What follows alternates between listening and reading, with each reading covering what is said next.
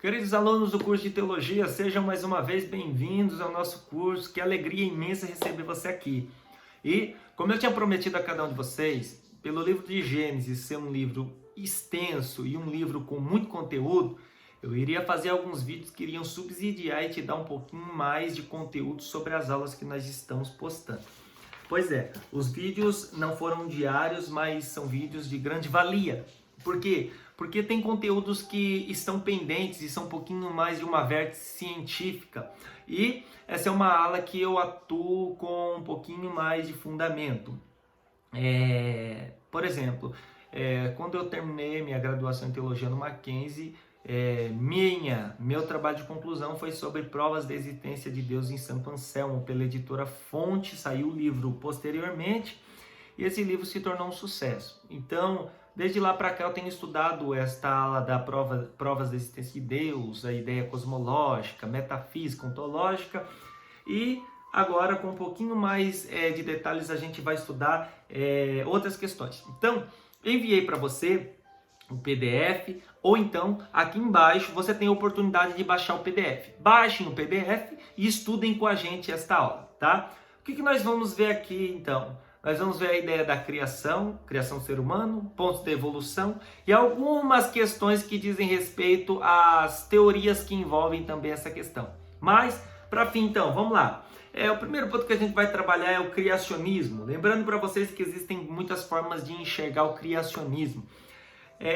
Nós cristãos trabalhamos o criacionismo por causa do argumento do Gênesis. A Bíblia diz: no princípio criou Deus os céus e a terra.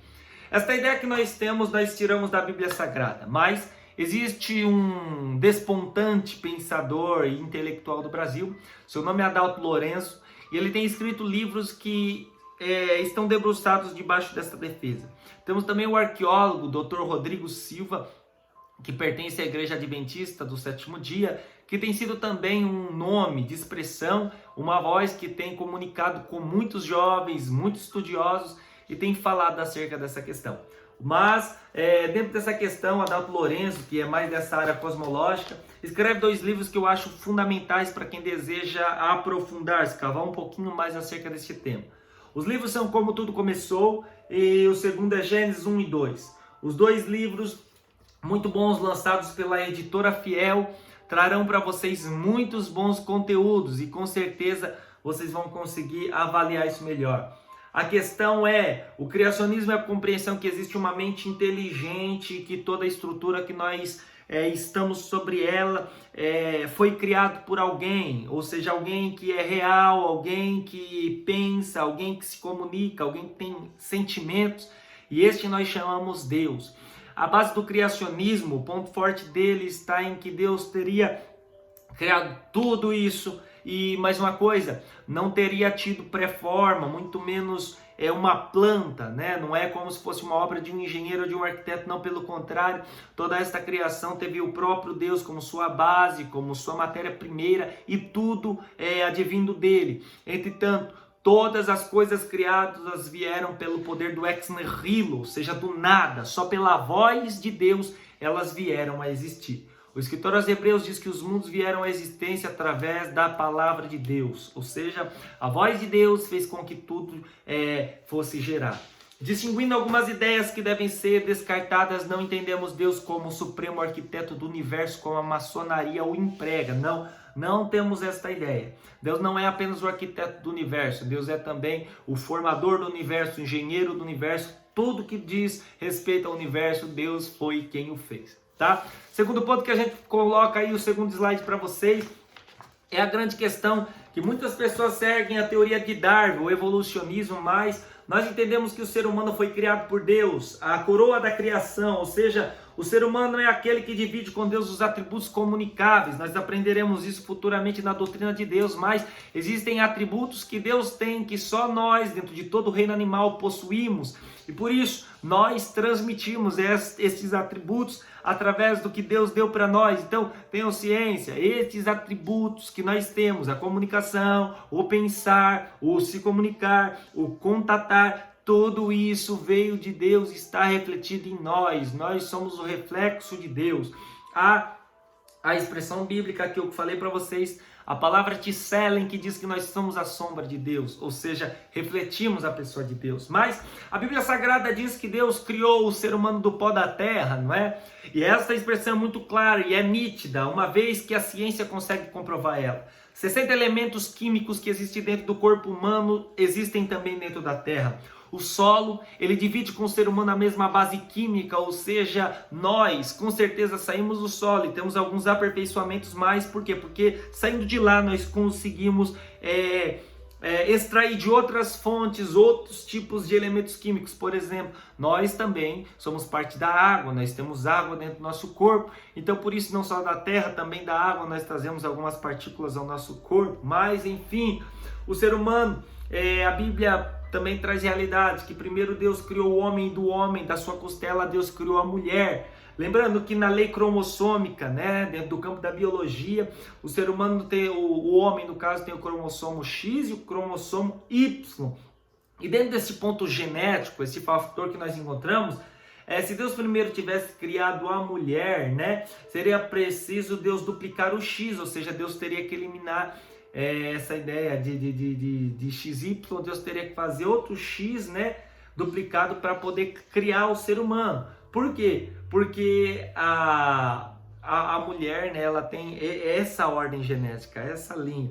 E se Deus tivesse que criar o homem, então ele teria que duplicar, né, o X para que pudesse criar o ser humano. Então toda essa base genética prova para nós que o homem, o ser humano no caso, é criado por Deus. Mas nós também temos o problema da Terra. A Terra e sua idade. Os evolucionistas creem que a Terra tem 6 bilhões de anos e existem muitas outras teorias que avaliam a Terra. Como a gente vê algumas teorias criacionistas que tentam desvendar a idade da Terra, como ela foi criada, a gente tem a ideia o seguinte, veja só, a primeira a gente tem o criacionismo da Terra jovem, na base da humanidade, né, criado diretamente por Deus. Na ideia da espécie biológica, criado diretamente por Deus, e a macroevolução não acontece, ou seja, a evolução de todas as grandes espécies. A Terra tem menos de 10 mil anos, reformulada por um dilúvio global, ou seja, o dilúvio, futuramente a gente vai ter que estudar isso também. E a idade do universo, menos de 10 mil anos. E no criacionismo da Terra antiga, né, criado diretamente por Deus pela macroevolução, criado diretamente por Deus e a macroevolução também não ocorre, mas a idade científica é aceita, ou seja, ela deve ter em torno de 15 a 20 mil anos, e a idade científica é a base principal que ela coloca aí para ela. No que diz respeito aos outros posicionamentos, a gente tem criacionismo positivo, o design inteligente e a evolução teísta. Então você tem todo aí esse quadro que a gente colocou para você poder fazer uma análise depois, e você vai conseguir com certeza fazer uma base melhor. Lembrando, a base mais tradicional que a igreja segue aquele primeiro, né? A ideia da Terra jovem, né? Lembrando que existem outras teorias, e essas são mais cosmológicas, né? A palavra cosmologia da ideia do estudo do cosmos, do universo. E nós cristãos entendemos que a Terra tem em torno disso daí, entre 10 mil anos, lembrando que a cultura ela bate em torno de 6 mil anos, então a gente tem um confronto muito difícil, né, de conseguir assimilar ou alinhar o estudo bíblico com o estudo científico, e às vezes fica esse choque entre ciência e fé.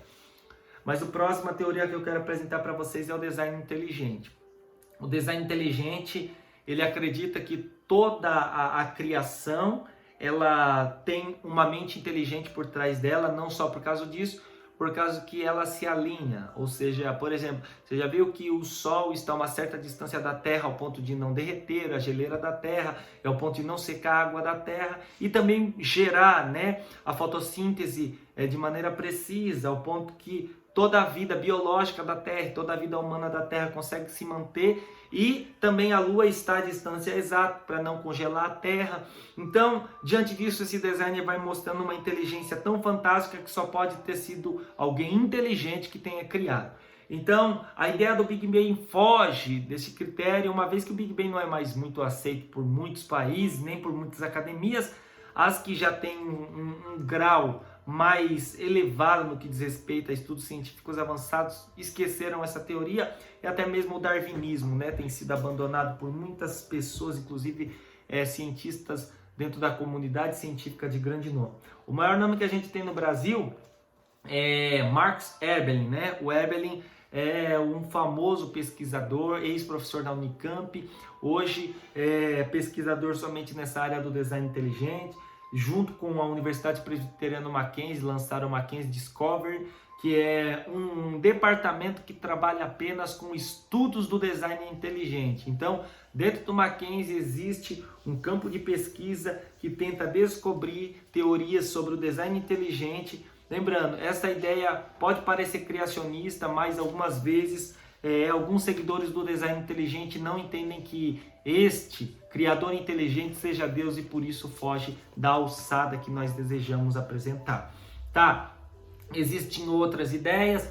Uma analogia muito interessante usada no design inteligente e também no criacionismo é a analogia do relojoeiro, né? É um argumento teológico que através de todos os anos, formado por William Pylan, mostra pra gente que como um relógio tem todo o seu mecanismo de trabalho ajustado, esses mecanismos vão fazendo com que esse relógio ele vá automaticamente gerando o resultado das horas e dos minutos. O universo também está constituído sobre esta vértice. Isso seria inteligentíssimo demais, porque todo o universo parece como se fosse um relógio bem ajustado.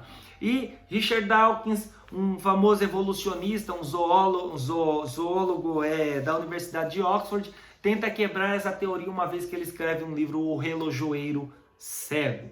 Mas, partindo agora para a próxima ideia, a gente tem o evolucionismo. A cabeça do evolucionismo é o grande mito da área da ciência, Charles Darwin. E Darwin foi um naturalista, um geólogo e biólogo britânico que, célebre por seus avanços sobre a evolução científica, escreve um livro que, para nós, né, é uma grande contribuição para nós entendermos a ciência, mas não corresponde ao que diz respeito à criação do ser humano. Ele escreve A Origem das Espécies. Você tem aí o primeiro exemplar para você ver como que foi feito. E Darwin tenta provar para a gente a ideia de que houve uma seleção natural, ou seja, essa seleção faz com que o mais forte prevaleça, uma vez que há uma luta pela sobrevivência, e diante disso Darwin acredita que o ser humano foi evoluindo através dessa seleção, em que o mais forte se sobrepunha ao mais fraco, e houve então, diante deste fato, né, a ideia da sobrevivência das espécies numa seleção. Ótimo! Livros importantes para você conhecer o evolucionismo. Coloquei 4 grandes obras que diz respeito para você entender ele um pouquinho fora da ótica do cristianismo. Não sei se é importante, a maior parte está em inglês, infelizmente. As maiores obras dentro deste campo só encontram-se em inglês. Esse Genética é a Origem das Espécies, né? Muito conhecido. Evolução, o evolucionismo de biologia, né? Que é um evolucionário, que é como se fosse um dicionário de biologia evolutiva, e o Zoogeografia, que é um livro que fala sobre a ideia zoológica de todo o reino animal na base da evolução. Só que nós também temos livros cristãos que podem rebater a ideia. E um dos grandes nomes que estão à frente para debater esse campo é o teólogo Alistair McGrath. McGrath, um famoso professor ali da Universidade de Cambridge, um incrível pensador. Também tem um grupo de pesquisa dentro da Universidade de Oxford, e McGrath escreve livros incríveis. Um dos grandes opositores de Richard Dawkins, um dos evolucionistas mais brilhantes do nosso período de existência. Escreve ele livro Darwin, Deus e Darwin. Outro livro interessante dele, O Deus de Dawkins, e outro, O Delírio de Dawkins.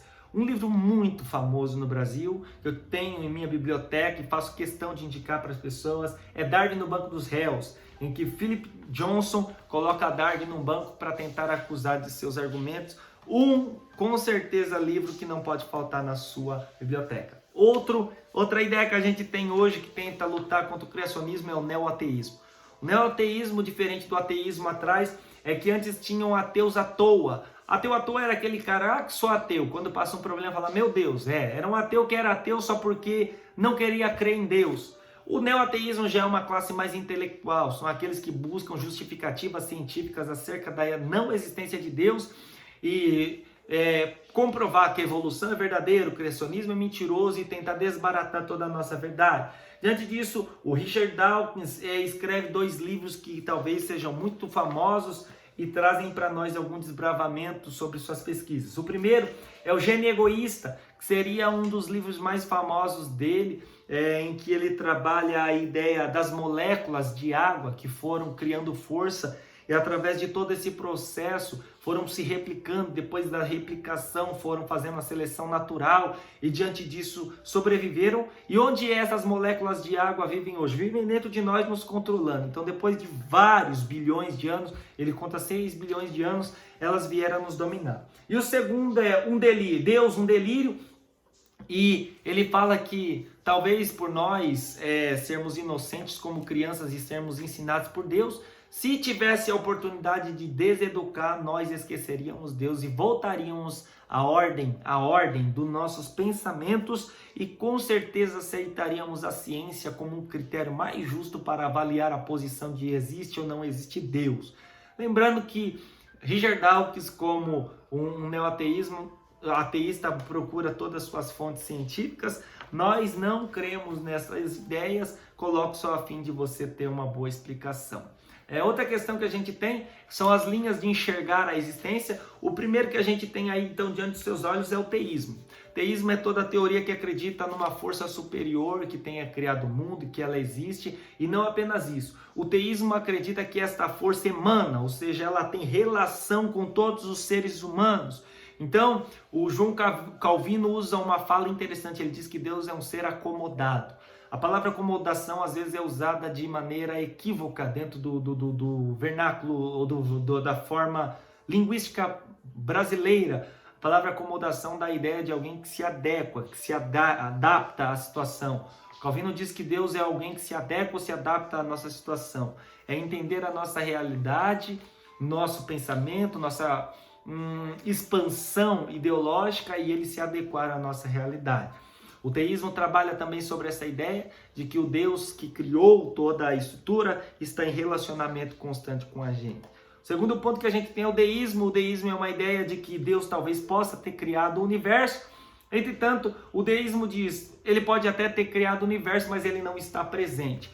Voltaire e os iluministas, os enciclopedistas franceses, defendiam mais essa postura, de que haveria com certeza um Deus, pode até haver, não tendo formas de não prová-lo, de desprovar essa verdade, e eles diziam que mesmo havendo, ele deixou aos homens o governo do mundo e não tinha relacionamento com eles, tá? Então o deísmo segue esta direção. Depois a gente tem o enoteísmo, que é uma forma de você enxergar Deus em camadas menores. O hinduísmo usa isso, talvez os testemunhas de Jeová usam por colocar Jesus menor do que Deus. Os próprios adventistas algumas vezes são enotênicos na forma de colocar uma trindade um pouquinho como uma tríade, porque eles comparam Jesus com o arcanjo Miguel.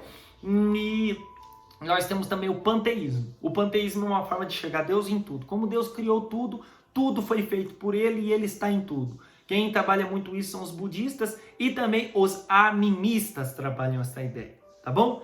Então, muito obrigado pela sua presença. É um prazer imenso, espero que essa aula tenha contribuído com o seu crescimento, com a sua vida. E mais uma coisa, a próxima aula a gente fala sobre dilúvio e também a gente vai falar sobre a ideia dos filhos dos homens, as filhas dos homens e os filhos de Deus, para tentarmos compreender um pouquinho mais de maneira relevante o que as pesquisas indicam e como a exegese pode nos ajudar, tá certo? Obrigado, não esqueça, aqui embaixo tem um link, você pode contribuir com o nosso curso e compartilhe esse vídeo com o maior número de pessoas possíveis. Você nos ajuda fazendo com que o nosso canal tenha mais inscritos, o nosso curso tenha mais pessoas e estamos educando as pessoas. Um beijo no coração, fecha comigo, tamo junto, valeu!